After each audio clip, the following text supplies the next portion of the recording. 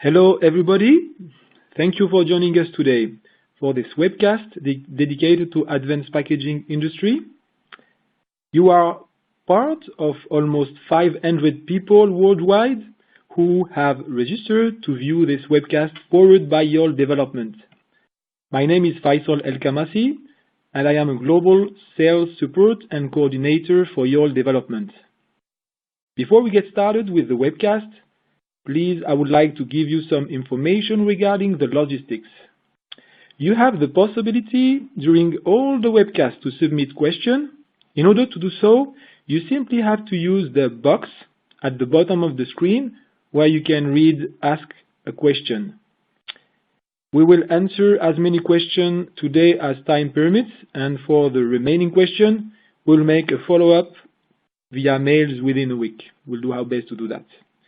Concerning the material and content, please note that the presentation is available and that you have the possibility to download it in the material section. You will also receive an email later after the webcast with a link to the recorded session. Today, Yole and System Plus Development will share their analysis for you to discover the status of the advanced packaging industry. First, let's start with an overview of the field of advanced packaging and the latest market and technology development presented by Andrei Ivankovic, Market and Technology Analyst at Yole Développement. Andrei, please. Thank you very much, Faisal. Good morning, good afternoon, and good evening to everyone. Thanks again for joining us. So advanced packaging is an exciting field. There's a lot to say, so I'll just cut to the chase and get down to business. So what we have first, just to show you, is the outline. So I'll go over first about the dynamics of the advanced packaging field, a bit about the technology, supply chain, forecast, and conclusions. Obviously, only the most important things will be mentioned, and for the rest, there is the full status advanced packaging report. So starting with the market dynamics. Very briefly, what situation are we in today, the semiconductor industry? So what happens? There is a market happening, there is a technology happening. So the market happening is a slowdown of the mobile sector as the leading semiconductor driver. 2014 and 15 were a bit rough for the semiconductor industry. We see a bit of a recovery in 2016 and hopefully more CAGRs in the future. However, it's been a bit rough last 2-3 years. From a technology perspective, we also reached the phase where scaling is not really cost beneficial anymore. Of course, it does provide us more performance, but it's just becoming more and more expensive to go down to lower technology nodes, so 10 nanometer, 7 nanometer, and beyond. What can we do with respect to that, or what is being done already in the semiconductor industry? So there is a summary of 3 market moves and 2 or a bit more technology moves. So from the market perspective, obviously we see a lot of consolidation going on. There has been $225 billion of M&A in the last 2 years. That's a huge number. So consolidation is number 1. Number 2, trying to find or even create new applications. So we'll talk a bit about that very soon. Third is to focus on the emerging markets. So we all know that China is an area of high interest for everyone, but there's also other areas around the world. Technology moves, so something that we'll focus on more today. First, we can just continue scaling, right? So more and more. There are still customers, there are still applications for further scaling, although it's more expensive. Apart from that, we can consider alternative technologies, so the more than more or the beyond more, as people call it.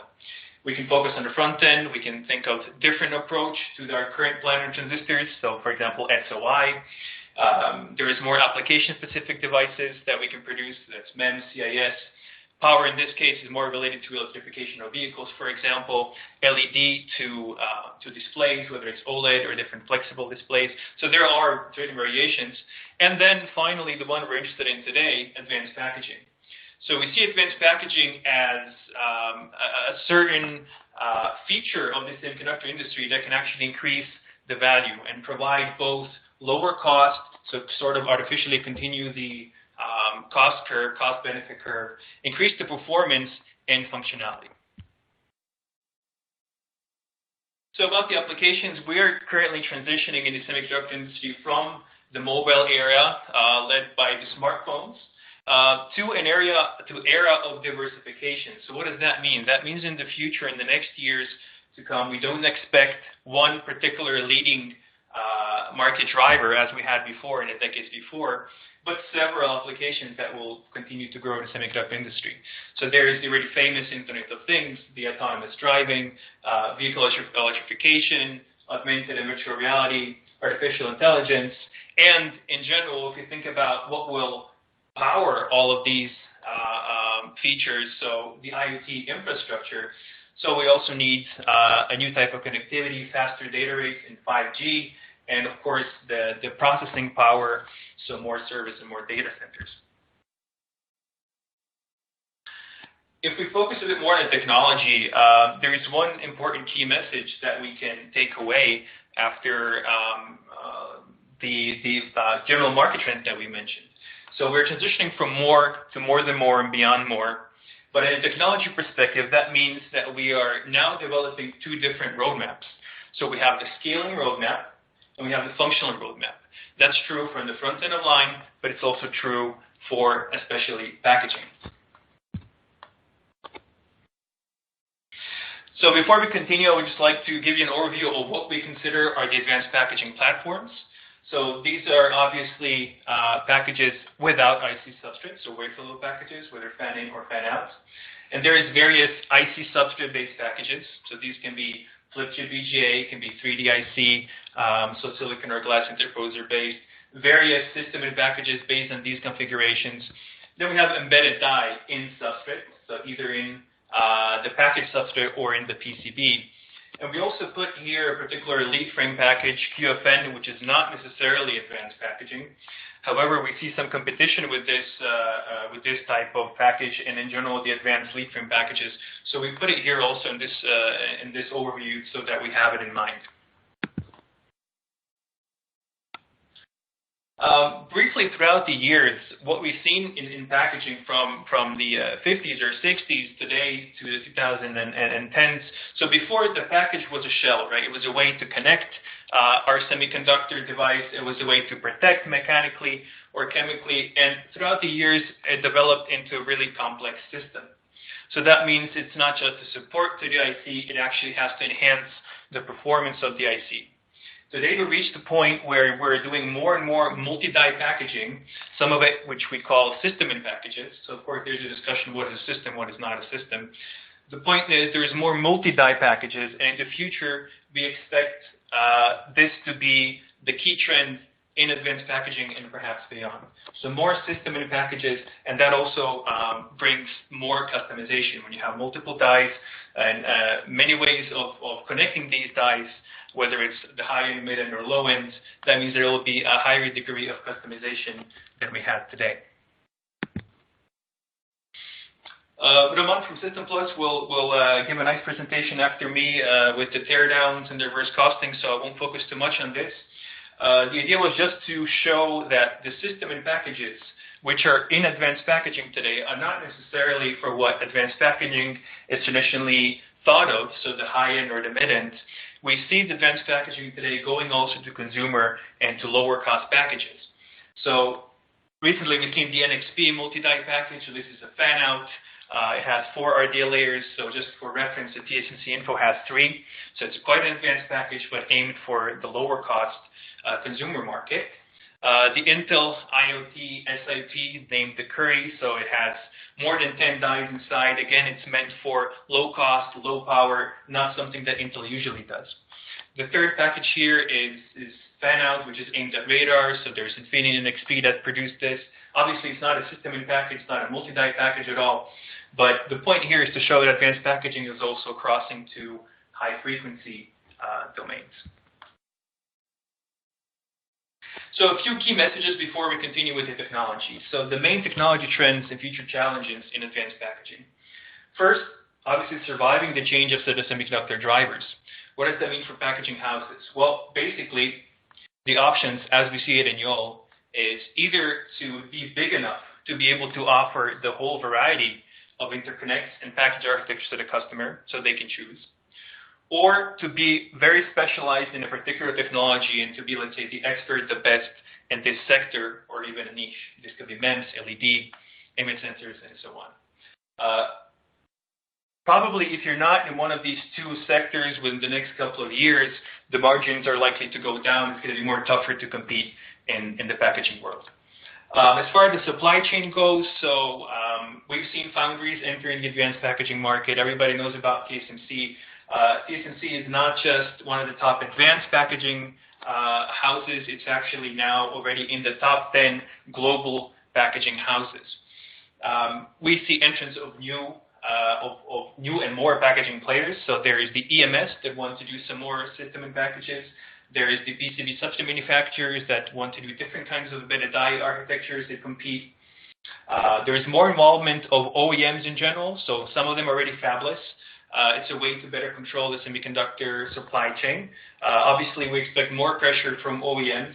Some of them that we are not necessarily used to directly in semiconductor industry. So nominally software companies like Google, Facebook, Oracle, or Amazon are more and more involved with hardware. And last but not least, the supply chain of an SAP type product is pretty complex, from the design to the testing part. So there is still certain questions about the ownership of such a product. As far as future competition goes, there's some more text on this slide just for you to reference to it a bit later. So within advanced packaging, we see 3 competition areas that will intensify in the coming years. So this is board versus packaging, board versus package substrate, and there is package substrate versus fan-out that splits into 2 areas. I'll speak a bit more about this in 2 more slides. Again, within advanced packaging, there is the fan-out and 2.5D, 3D platforms that have the highest growth rates of all the advanced packaging platforms. So what that will cause is more fan-out penetration into the flip chip market. That's something we definitely expect in the future. And in terms of PCBs, more substrate-like PCBs. A bit more about that in 1 or 2 slides. As far as advanced packaging versus other platforms go, so we mentioned in a few slides back that we put QFN in the advanced packaging perspective, although it's not really an advanced package, because we see some advancements, some more R&D being done in lead frame type packages, which could compete with advanced packages in the lower end. So if you think about not just the wire bonded QFN, but the flip chip QFN, so certain hybrid versions.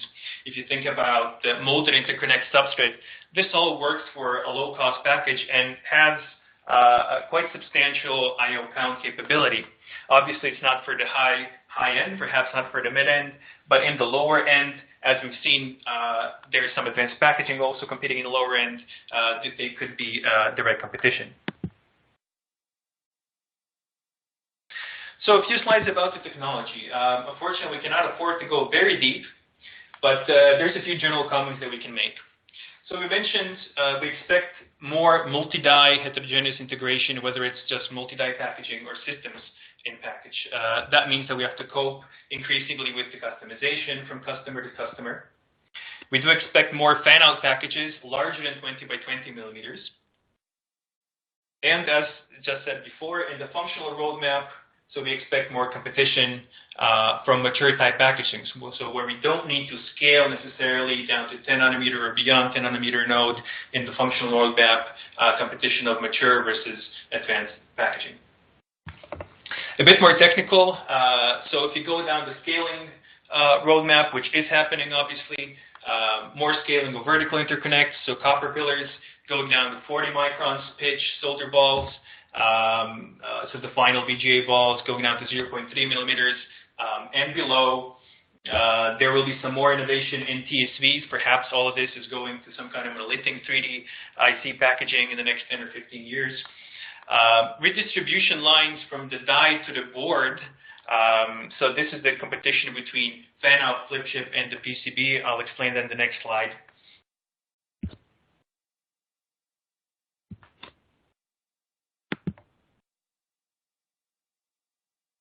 Okay, so this is the image of 2016. It's related to interconnects. On the y-axis, you have the layer thickness. So you can imagine this would be the thickness of the copper line plus the dielectric. And then on the x-axis, you have the line width space. So you see there's a distribution from 0.1 to somewhere like 30 by 30 microns or 100 by 100 microns. The point is to try to place the interconnects that we are using, the resolution of the interconnects, from board level to wafer level. So if you consider the PCB is going down to resolution somewhere like 30 by 30 microns today, semiconductor packaging is somewhere around 30 by 30, let's say, down to at best 5 by 5, not really, mostly like 10 by 10 or 9 by 9 in the latest fan-out. And then we have the wafer processing area. Obviously, we can go to nanometers for the back end of the wafer. And there's the TSV section here that we can put under semiconductor packaging that would fit in the wafer processing. So what's the point of this image? If we switch to 2020, so a few years ahead, what we see is that the bubbles are going further down. And this creates three competitions that were mentioned before. So if you look at competition number one, the boards, there's a need for boards to scale down below 30 by 30, but that already enters into a competition with substrates. So there's different type of processing for boards and different type of processing for substrates. So the result of this would be substrates like PCBs. There's a full analysis that we did on this in the advanced substrate report. Number two and number three are related to more flip chip versus fan-out type packaging. So number two is, let's say, the traditional flip chip versus fan-out going below 10 micron line width spaces.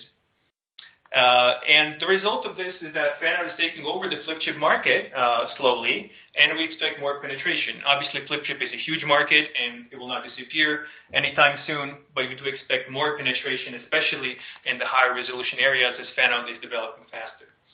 And then there's a third competition zone, which is fan-out versus, well, basically 3D. So fan-out as an option to lower the cost of TSV packaging.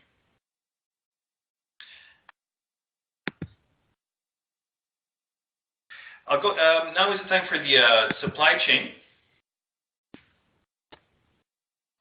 So we mentioned the scaling and the functional roadmap. This brings us to the question, fine, we have these two roadmaps, but which customer will actually need to scale down below 10?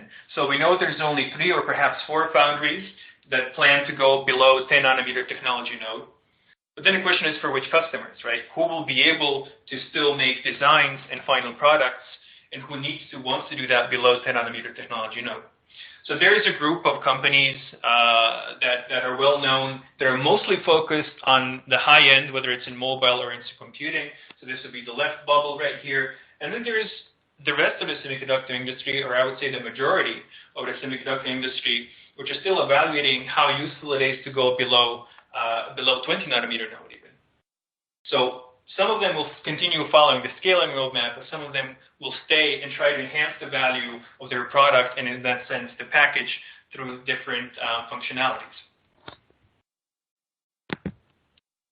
If we look at the packaging companies, so these bubbles are distributed by packaging platforms. So you see fan-in, fan-out, flip chip, 2.5 3D assembly, and then a separate bubble embedded die and substrate. So obviously fan-in and flip chip have been here for some time. There's a lot of packaging houses in these two bubbles, or in both bubbles. And then you see a bit of a hole in fan-out. There is several companies today involved in fan-out, both R&D, and some of them are in high volume manufacturing, but there's still a lot of space to cover the fan-out area. 2.5D, 3D, there's a lot of R&D that has been going on in the last years. Now we see AMD, NVIDIA pushing the manufacturing chains for new products. So there's quite some capability in the industry for assembling TSV type packaging. Embedded die and substrate is kind of a bit off the grid. It's still a small market, but there is a high promise, especially as semiconductors are turning towards semiconductorizing the car. Apart from that, also medical applications for embedded die. So a bit more of a financial viewpoint on this advanced packaging industry. So what you see here is 3 different columns from 2016 to 2022. So the orange one is the total OSAT packaging. The blue one is the IDM packaging portion. And then separate from that, the yellow is the advanced packaging. So what we see here is that the OSAT packaging is growing faster than IDM packaging. So that means that we see more outsourcing. To give you a few numbers, so we have passed in 2015 the 50% mark, and we expect by 2022 that we have 54% of packaging revenue being outsourced. So outsourcing will continue. If you look at advanced packaging, it is about 38% today of the total packaging, and it will continue to somewhere above 40, probably 41% by 2022. So the point here is that advanced packaging is growing faster than the total packaging market. If you look at the top 25 OSATs, there's several types of analysis we can make based on their financial performance. But as a takeaway from this webcast, what we see at Yole is that there is a specific group of companies, to be precise, 8 packaging houses that we see have continuous investment, both in CapEx and R&D, and are really pushing for advanced packaging. And these are basically the top, or more or less the top 8 houses. And then there are the rest, which are either stagnating or still focusing on their own market. So I said 8. There is actually 9 if you see where the dashed line is. So this is 8 because there is another one still in the top 10. This is UTAC, but we know that they have certain problems currently they're facing, so we'll see how that plays out. They have not been able to invest as much as before, so we still have the other 8, which would be the top 5, AFC, Amcor, JSEC Group now, Spill PowerTech. And then the interesting part, there's a lot of investment from Chinese OSATs, so obviously Tianshui, Huatian, and Nantong Fujitsu, or Tongfu Microelectronics today. They have come to number 6 and number 7, whereas in the last years they were way above 10. And last but not least, King Yuan Electronics, which is not necessarily in advanced packaging, but they still exhibit a very high CapEx investment. So speaking of capital expenditures, this is an overview of the top 25 companies. So you can see that the top 8 companies, so UTAC is now outside of this dash line, the top 8 are heavily investing, and you see either a continuous investment or you see an increase of investment.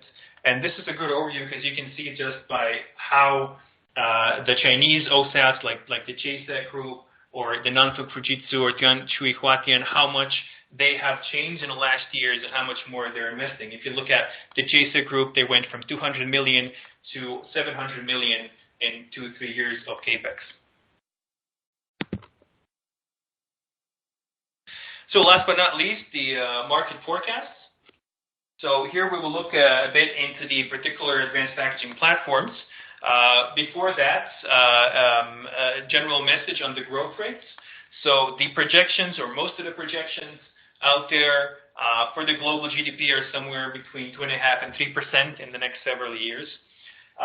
The semiconductor industry, although it was stagnating in 2014 and 15, it had about 2% in 2016. It is expected to recover with the applications that we did mention in the very beginning of the presentation. And now the interesting part, how packaging relates to that. So if the total semiconductor industry is expected to grow 4 to 5%, the total semiconductor packaging industry is somewhere between 3 to 4. However, from these 3 to 4%, what we can see after a deeper dive is that advanced packaging is growing 6 to 7%, and the other wire bond / lead frame type packaging is much lower, so 1 to 2%. So the point of this is to again show that advanced packaging has the highest growth and is outperforming in general even the optimistic growth of the semiconductor industry. So a bit of quantification on that. So what you see here is 2014, 16, and 2022 in the columns, and you have 3 parameters: the revenue, the wafer, and the unit split in the rows.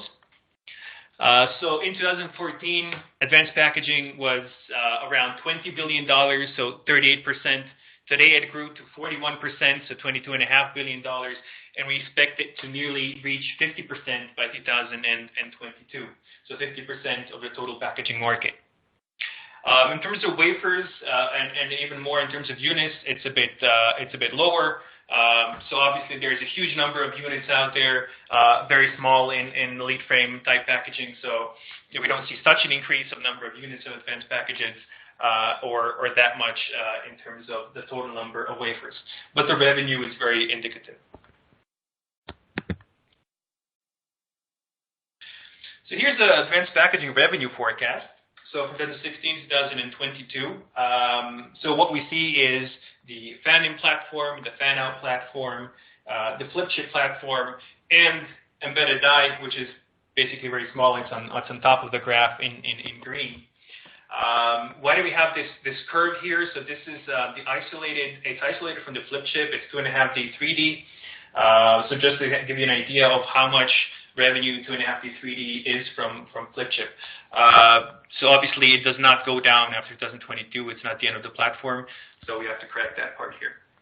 The main messages are fan-out and 2.5D 3D are the highest growth platforms. So fan-out has 36% CAGR, 2.5D 3D 23% CAGR. Fan-out is mostly linked to mobile. We'll see the jump in application processors. Obviously, we heard that fan-out wants to try to attack also more the computing market. We've seen some examples, and we'll see more in the webcast about fan-out trying to go in consumer as well, perhaps even in automotive. But for the time being, it's still mobile. 2.5D 3D, obviously, computing with more AMD, NVIDIA, for now, AMD and NVIDIA final products. To be completely honest, the embedded die platform has nominally a higher growth rate than 2.5D 3D, so 24%. And that's very encouraging. However, the embedded die market is currently still very small. It's tens of millions of dollars. So obviously, when the market is small and there is some movements, the growth rates will be quite large. But there is a high optimism for embedded die, especially with the automotive market growing, and finally some medical products coming out, which took quite some years to pass all of the regulations. Look at the unit forecast. What we added here is also the QFN in number of units. So what you see is a little bit of a different picture. While flip chip was before the highest, the platform with the highest revenue, not the growth, but the total revenue. Here, when you look at the units, there is a huge amount of fan-in units and a huge amount of QFN units, which are overshadowing even the flip chip and especially the fan-out and 2.5D 3D units. So we do still expect the highest growth coming from the fan-out in terms of units. 2.5D 3D is a bit smaller now because we're looking at very large packages usually, and embedded die is hanging in with 21% of CAGR. Okay, and finally reaching the conclusions here.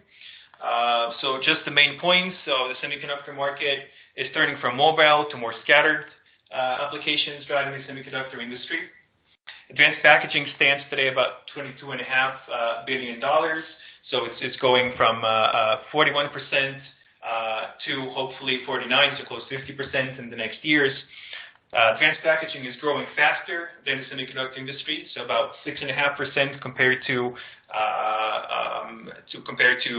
4 to 5% of the total semiconductor industry.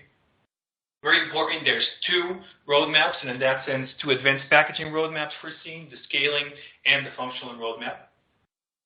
But both roadmaps hold more heterogeneous integration, so more multi-die packaging.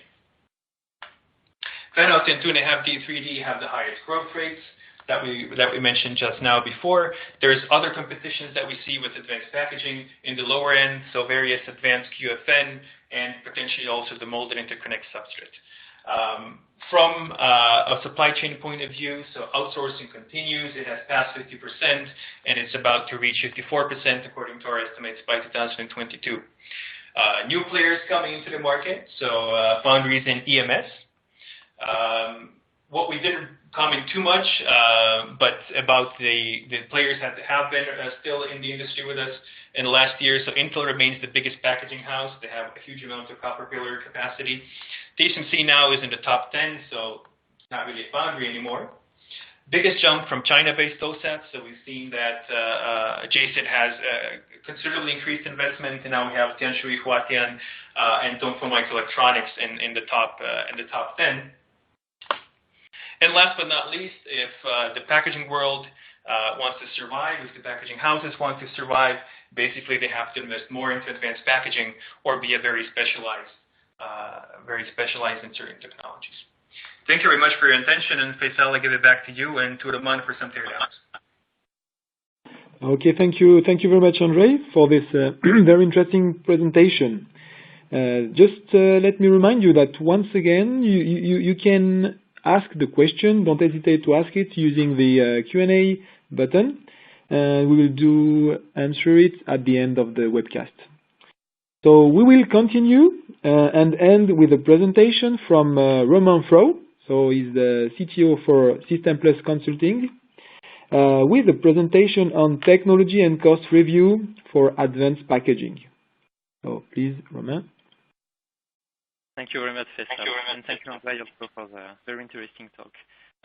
So right now I will show you some example of advanced packaging platform we observe at System Plus Consulting. So I propose to divide the talk with two interesting platforms. In fact, we show in the past few months. The first one linked to application processors packaging, and the other one with system in packages. So let's start with the application processors. So I'm sure you're well aware that right now application processors for smartphones are mainly packaged with some package-on-package platform. Right now there is mainly a battle between three main platforms. Some of them are used by Samsung, for example, using the well-known TMV technology, using a flip chip interconnection of a die on a substrate. The other one, mainly used by Qualcomm, where a lot of smartphones also use a process made by Shinko in Japan, using embedded die package-on-package technology. And the last one, which appeared on the market last year inside some Apple iPhones, uses the TSMC package using a fan-out platform, still a 3D package-on-package approach. So in order to highlight the main differences, in fact, I propose to show you some cross-section, in fact, of three platforms. So the first one here, the TMV, so mainly developed by Amkor, in fact, has been introduced on the market since many time right now. It is used by a lot of players, as I told you, like Samsung, also MediaTek use this platform for the application processors packaging. As we can observe, in fact, the die is directly in the processor die is in flip chip on top of cord substrate. So here it's a 4-layer cord substrate, and the connection between the processors and the memory package on top of it is realized with a solder that they call a through mold via solder connection. So in terms of thickness, the application processor package size here, it's close to 0.55 millimeter. So if we compare it now to another platform used by Qualcomm for the latest Snapdragon processor, it's a platform which has been developed by Shinko, so it's called the Molded Core Embedded Package, MCEP. As we can observe here, the processor die is also connected in flip chip to a substrate, but in this case here, the substrate is a coreless substrate, a 3-layer coreless substrate, and the die is connected with copper pillar and protected with another fill. The main differences here come from the fact that the processor die is embedded, in fact, in terms of it's embedded inside molding and between two substrates. And in order to make the connection, some copper core solder balls are used in order to realize a very good connection of both substrates. At the end, in terms of thickness, we can observe that the thickness of the application processor package is thinner compared to the previous one, with 0.4 millimeter thickness in terms of packaging thickness.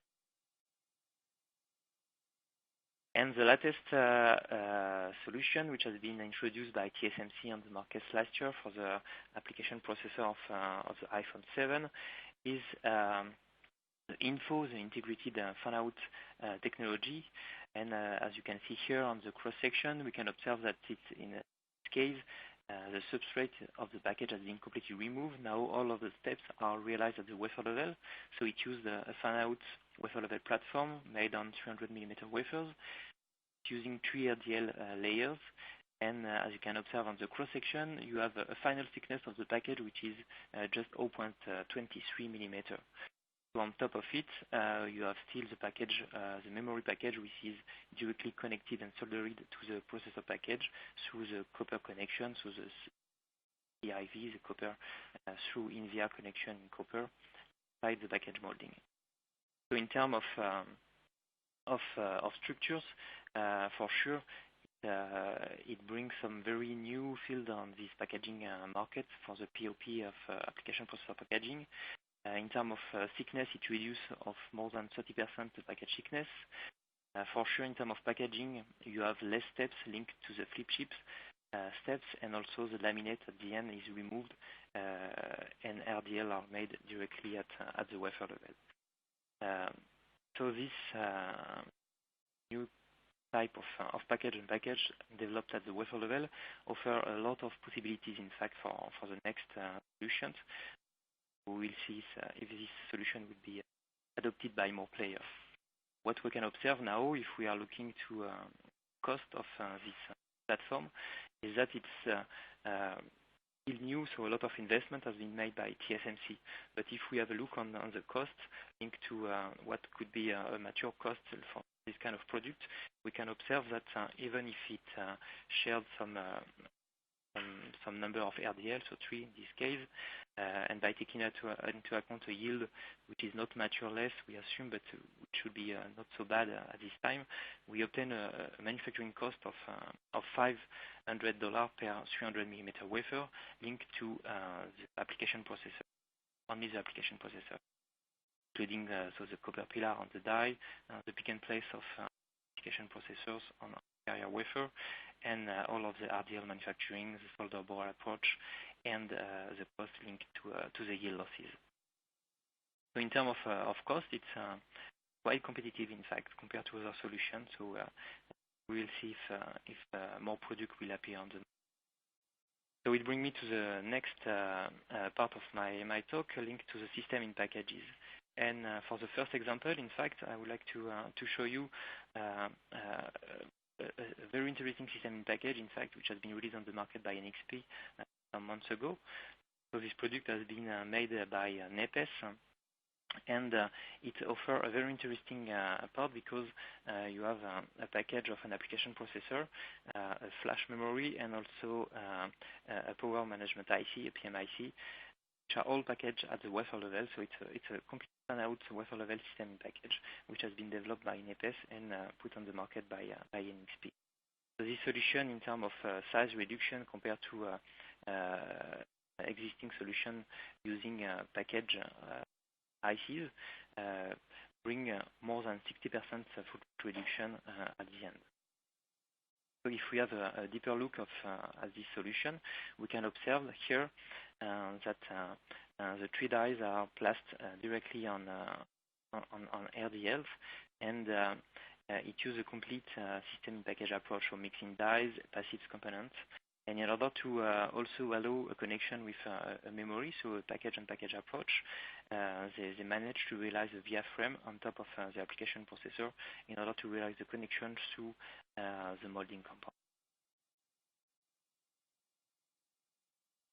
So looking at the cross-section here, you can have a look on the kind of packaging which is realized for this component.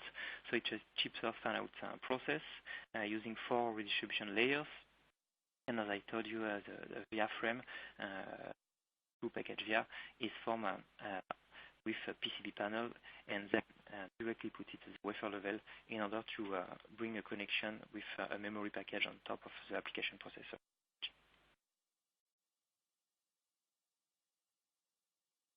Other SiPs which are on the market since some years right now are RF module SiPs. This kind of system in package are used by a lot of players right now, like Apple and Samsung. So it's really interesting, in fact, to compare solutions of players like a Chinese player, like Huawei, for example, compared to Apple. If we have a look on the LTE area on the electronic PC board, we can observe that the RF part linked to the front-end module represents a very big area for this kind of phone. So for the Huawei phone here, an example, you can have more than 500 square millimeters of PCB area linked to the front-end module, so our front-end module. If we compare to the solution made by Apple, you can observe by using less standalone and discrete RF filters and by using more system in packages, you can decrease with a very good ratio, in fact, the final size on your PCB board. If we have a look inside one of these SiP for RF module, you can observe that there is a lot of components. So in this example of a module come from Broadcom, so formerly Avago, you can observe that more than there is 17 dies, in fact, which are integrated inside this SiP. So there is 12 BAW filters and a lot of passive and power amplifier which are integrated inside the module. So it's a really interesting packaging because it deals with a lot of advanced technologies. So there is mainly two players, in fact, which are on this market of high frequency band RF module. It's Broadcom and Qorvo, and you have here two examples of the technologies they are using in terms of structures of the SiP, using the connection of the die to the substrate. So both of them are using a coreless substrate with 7 layers, in fact, here, in order to realize the interconnection of the dies. And as you can observe on the first cross section, Qorvo is using a BAW filter with copper pillars to connect the substrate, and Broadcom is using a solder ball flip chip approach in order to connect the BAW filters on the substrate. In terms of cost now, even if these components are quite complicated to produce, in terms of packaging, it brings very interesting aspect because at the end, the assembly process at the board level, it's much more simple. And in terms of manufacturing costs, it's a deal with some dollars. So we assume that a standard front-end module could be assumed to be in the range of $1, with a big share linked to the BAW filters itself with 25%, power amplifier also, and finally the packaging mixed PCB coreless represent a big part with close to 40% of the cost of this kind. Another example of RF module which are used using an SiP platform is made for the Wi-Fi modules. Again, there is two different solutions on the market. There are players using still some flip chip or wafer level package IC which are directly put on the board, and passive component filters directly at the board level. And players, again, like Apple or Samsung, are using now Wi-Fi module, which are system in package module, mixing 15 dies plus passive components.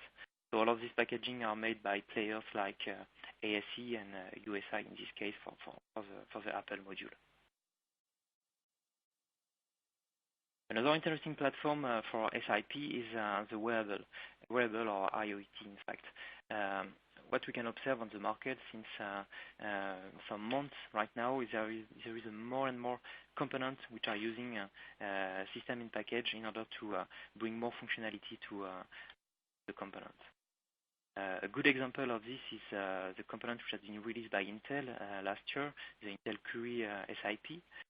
So inside this component of only 88 square millimeter, you can have more than 11 ICs plus passive components. It's big ICs, so it's a 32-byte system on chip made by Intel, in fact, which is directly put at the bottom of the package, and you have sensors integrated inside the SiP, like 6-axis IMU made by Bosch. You have a Bluetooth chip made by Nordic Semiconductors, and also you have MEMS oscillator and a lot of functionalities inside a very small package at the end. if you have a look at the technology of the Intel Curie, we have a cross-section here showing the structure. So in terms of technology, it's very interesting because it mixes a lot of packaging process with flip chip connection of dies, wafer level packaging of some IC. You have also directly some LGA package which are put it inside the system package directly on top of a 10-layer PCB substrate. And as you can see at the bottom of the package, there is a microcontroller also, which is flip chipped directly at the bottom using a cavity inside the substrate. At the cost level, if we have a look on this module, it mixes a lot of product, but at the end the cost linked to the function it's quite low, in fact. And we calculated that the part linked to the packaging is relatively low. It's less than 20%, which also have a very interesting in terms of final approach for this kind of module. As Andrei said, also in the talk, there is another platform which is the embedded die, which is on the market since some time. Right now there are mainly two players, TDK and ATNS, and this platform is also interesting in terms of integration because you can have access to the internal layers of your PCB substrate in order to put inside your active or passive components. So this Bluetooth module, in fact, released by TDK, which was the smallest Bluetooth module on the market with only 2.5 by 2.5 millimeter, mixed an IC embedded into a 4-layer PCB substrate. And on top of the substrate, passives and quartz crystal components could be directly placed in order to save some space, again, at the board level. Finally, the component is molded in order to provide a standard BGA package, which would be easily placed on top of any electronic board. Also, Silicon Lab released another smallest Bluetooth module this year, but this one is with a building integrated chip antenna. It's also very interesting in terms of packaging approach because here it mixes some wire bonding process of a Bluetooth chip. It mixes IPDs inside the module because we can observe that more and more IPDs, RF IPDs, balloons are integrated inside this system in packages. And as you can see on the picture here, in terms of package, it's quite interesting because you have very thin die, Bluetooth die, which is directly mounted on top of crystal components and then connected with some wire bonding. Really impressive in terms of packaging. Other players try to release also Bluetooth modules, so still for the wearable IoT market. Another players, which was Assembly, so a subsidiary of Heptagon, now purchased by AMS, released the product, which is also shared the same function. It's here a Bluetooth module with a built-in chip antenna. And in terms of packaging, here we can observe that also they managed to realize some integrated shield inside the molding compound. So a lot of patents are still deposited by players on this field of system in package because even if the platform could be well mature, a lot of new features are bring to the market. And this example is really interesting because integrated shield, built-in antenna, and the packaging at the system in the system level, it's really interesting. Also, another application which are using system in package more and more is the power application.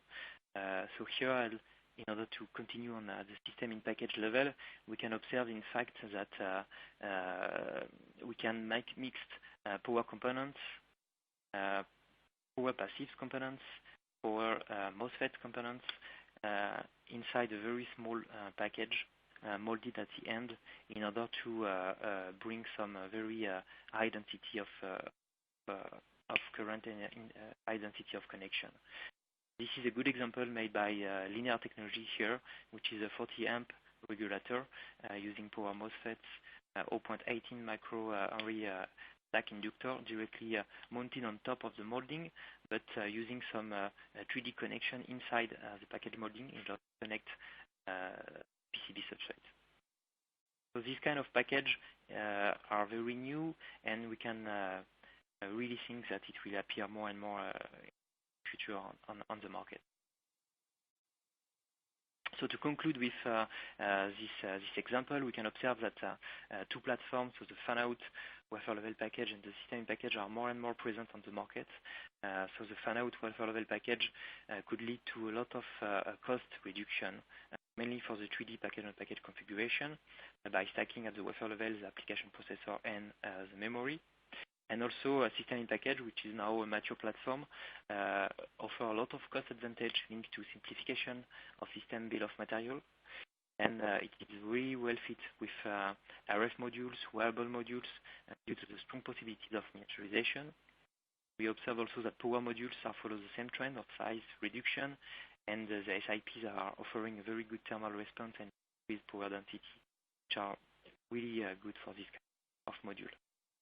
So finally, SiP can offer much more functional value and cost reduction, in fact, for the future semiconductor. Thank you very much for your attention.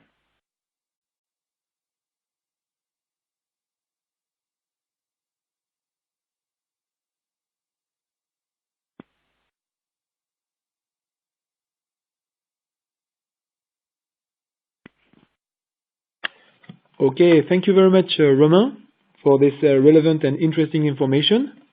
We are going now to the wrap-up with the question session, question and answer. We will answer as many questions today as time permits, and we'll do our best for the remaining question. We will answer by email. Okay, so let's see the question. So I think one question, Andre, there is one question for you. What is the future of fan-out? What is the future of fan-out, and can it penetrate outside of the mobile segment and take over larger volumes from the flip chip platform? I guess it's a question for you, Andre. Yeah, thank you, Michel. So I'll try to link this question to some other ones that I've seen also in the Q&A, particularly from Amkor and Intel. Let's start with the fan-out application. So obviously what we've seen until now is in mobile, and then the next step, we've seen some companies already trying to qualify large fan-out packages in the computing and networking sector. So these are packages above 20 by 20 millimeters. So that would be the second application. And the third one is in general RF. So let's say the success rate is not so high yet, but the demand for millimeter wave is not so high yet, so that's understandable. For the computing and networking area related to fan-out, so we do think that fan-out has potential there. Obviously, it cannot compete directly with the biggest or the highest performance CPUs or GPUs, which are well above 50 by 50 millimeters. But they have the capability of enhancing a silicon die within reasonable sizes of the package. Now, what is exactly reasonable? It's somewhere about 20 by 20. We believe that's capable. Is it 30? Is it 35? Not sure yet. That will be dealt with on a case-by-case basis. But even in the server or computing or networking area, you can think of certain servers which don't necessarily need to be with 100 cores, but less cores. If you think about the cloud computing, or they call it the fog servers, so somewhere in between the real main servers and your IoT devices, this is something that fan-out could penetrate in. For the technology, so until today in high volume, we saw die first mostly, right? So a lot of it coming from the EWLB and now the info.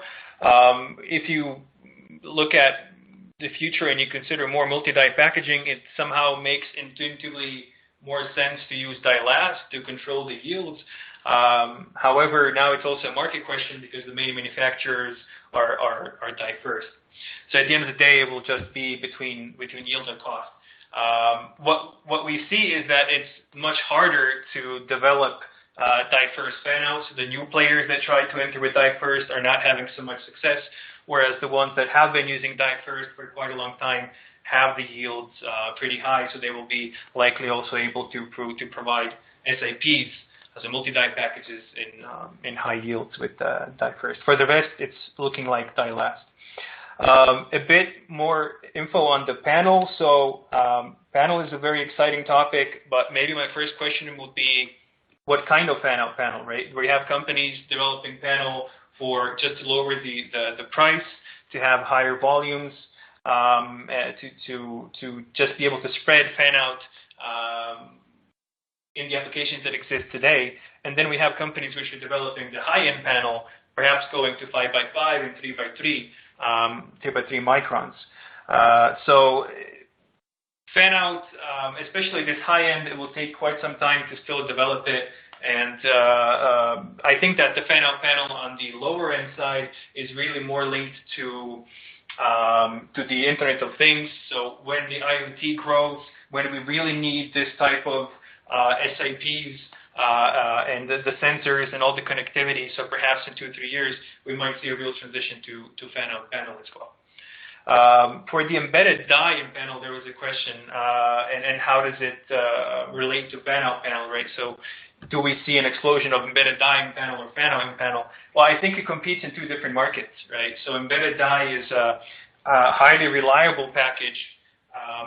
It's more robust, let's say, than the other advanced packages, and that's why it attracts interest more from the power domain, the automotive domain, or transport in general. So embedded die in substrate is maybe, in terms of market, a step behind fan-out. However, as we've seen with TSMC Info and a huge adoption of fan-out almost overnight, so to speak, if one of the automotive manufacturers decides to adopt embedded die in substrate, then we'll see a huge spike also in embedded die in substrate. So it kind of really depends on the biggest players. As far as we know, they're currently evaluating the embedded die in substrate for various applications in the car, and if they pull the trigger, then it's going to be a huge spike. Otherwise, we see a more gradual increase of embedded die in panel. Okay, that's it from my side. Okay, thank you. I think we are running out of time, but maybe we can try another question for you, Romain, maybe 1 minute or two. In which application SIP will be most used? Romain, can you do that in 2 minutes? Yeah, very quickly. It's an interesting question, but really difficult for me to answer. What we can observe right now is that there is more and more SIP. In terms of application, it's mainly linked to consumer application right now, but we observe that a lot of products coming from the automotive and also industrial application which are using this kind of new platform. And for sure, we assume that at the beginning the consumer will drive the market, but automotive, industrial, and other application like medical is also really well fitted for this kind of platform also. IP, from my experience, what we can observe is that a lot of application, in fact, will use this platform. Okay. Thank you very much, Romain. So the webcast is ending. Thank you, all of you, for listening to the full webcast. I hope you enjoyed it. As Yole said, you will receive an email that will include the recorded session. So please feel free to share the presentation with your colleagues that can benefit from the information that has been presented. You can find all our analyses and reports on our website, as you may know, micronews.com. Okay, so thank you again to join us. Do not hesitate if you have other questions, and please use the contacts that are available from the last slide of the presentation. So have a good day, and thank you very much.